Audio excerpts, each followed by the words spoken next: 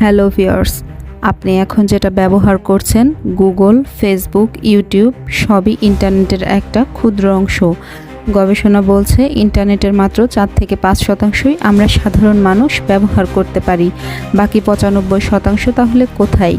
এক অন্ধকার জগতে যার নাম ডিপ ওয়েব, আর তার ভয়ঙ্করতম রূপ হচ্ছে ডার্ক ওয়েব। এখানে লুকিয়ে আছে এমন সব জিনিস যা আপনি কল্পনাও করতে পারবেন না।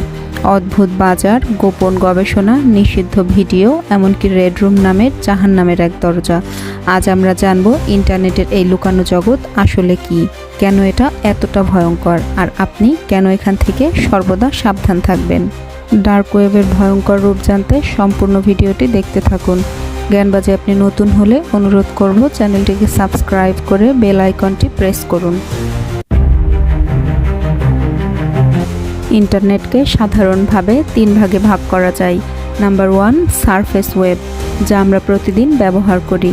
গুগলে সার্চ দিলে যেটা পাওয়া যায় news, social media, YouTube, e-commerce, website. এটা ইন্টারনেটের মাত্র 4 থেকে 5%। Number 2, deep web. এটা অবৈধ নয়, বরং গোপন বা প্রাইভেট ডেটা, যেমন ব্যাংকের তথ্য, হাসপাতালের রেকর্ড, গবেষণার ডেটা, ব্যক্তিগত ইমেইল ইত্যাদি। সার্চ ইঞ্জিনে পাওয়া যায় না, কারণ এগুলো পাসওয়ার্ড প্রোটেক্টেড বা encrypted. Number 3, dark web. Deep web এর এক গোপন অংশ।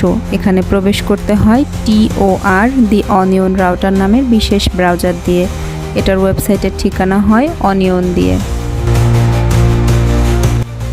ডার্ক ওয়েব আসলে কি? ডার্ক ওয়েব আসলে এমন এক জায়গা যেখানে গোপনীয়তা চরম পর্যায়ের।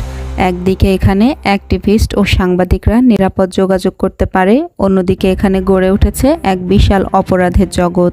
এখানে পাওয়া যায় অবৈধ অস্ত্র, ড্রাগস, ফেক পাসপোর্ট, চুরি হওয়া data, hacking service, child pornography, এমনকি হিউম্যান ভাড়া নেওয়ার অপশনও।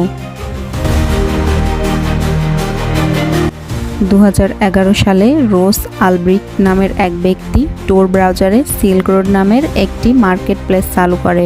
এখানে ক্রিপ্টোকারেন্সি দিয়ে ড্রাগস, অস্ত্র ও ভুয়া ডকুমেন্ট কেনাবেচা হতো।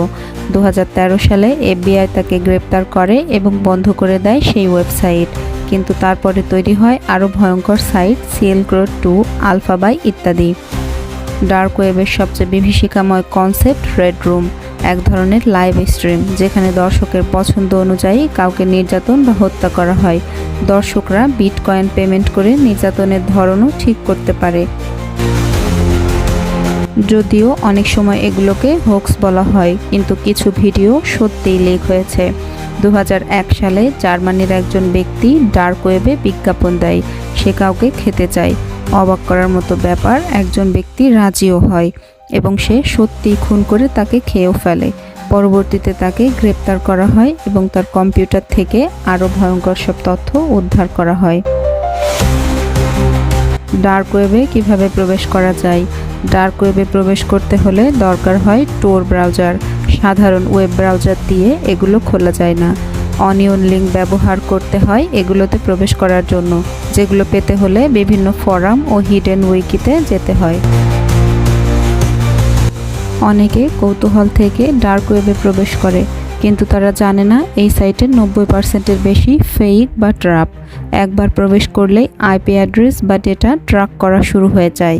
অনেক সময় ম্যালওয়্যার বা স্পাইওয়্যার ইনস্টল হয়ে যায়, আর কিছু ওয়েবসাইটে ঢুকলেই FBI এর নজরে পড়ে যায়। অনেক দেশেই ডার্ক ওয়েব অ্যাক্সেস করায় অপরাধ। এখন প্রশ্ন হচ্ছে, ডার্ক ওয়েবের সব কিছুই কি খারাপ?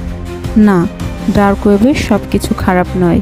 কিছু জার্নালিস্ট ও হিউম্যান রাইটস অ্যাক্টিভিস্ট অপ্রেসিভ রেজিমেন্ট ভেতর থেকে তথ্য পাঠাতে ডার্ক ওয়েব ব্যবহার করে, যেমন WikiLeaks, whistleblowing, anonymous research collaboration ইত্যাদি। তবে দুঃখের বিষয় হলো এই ভালো দিকগুলো হারিয়ে যাচ্ছে সব অপরাধীদের দখলে। ইন্টারনেট যতটা আশীর্বাদ, ঠিক ততটাই এর অন্ধকার দিকও রয়েছে। সারফেস ওয়েব দেখা যায়, ডিপ ওয়েব দরকারি, কিন্তু ডার্ক ওয়েব একেবারেই ভয়ঙ্করভাবে গোপন। এই ভিডিওর উদ্দেশ্য কাউকে ভয় দেখানো নয়, বরং সতর্ক করা, কারণ একবার ঢুকে গেলে আপনি হয়তো এখান থেকে আর ফিরতে পারবেন না।